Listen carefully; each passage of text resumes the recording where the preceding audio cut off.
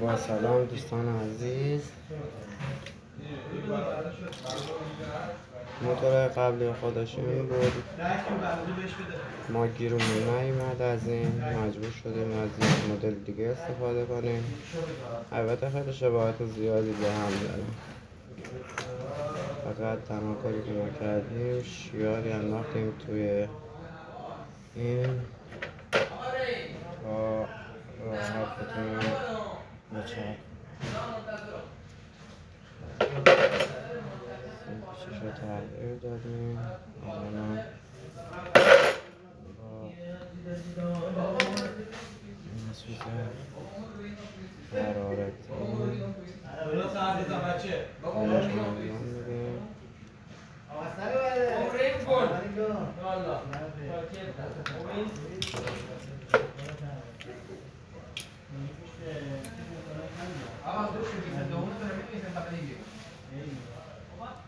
آقایون برادران عزیزان بزرگواران، فقط جمله هم میگیم گوشتتون رو بنویسید، امضا بکنید تا ما بنویسید.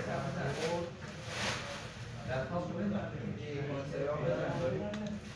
برام دیروز 20 تومن گرفت، 21 تومن گرفت، حالا 20 تومن یا علی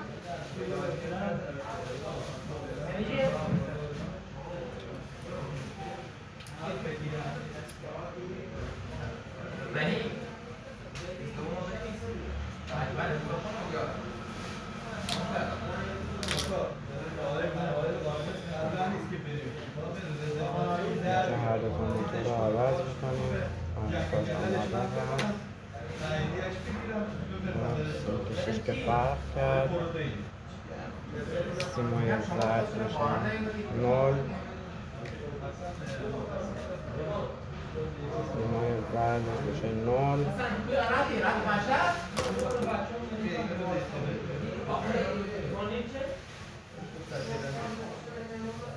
چون 2 دور هست ما یه دورش رو بیشتر انتخاب میکردیم.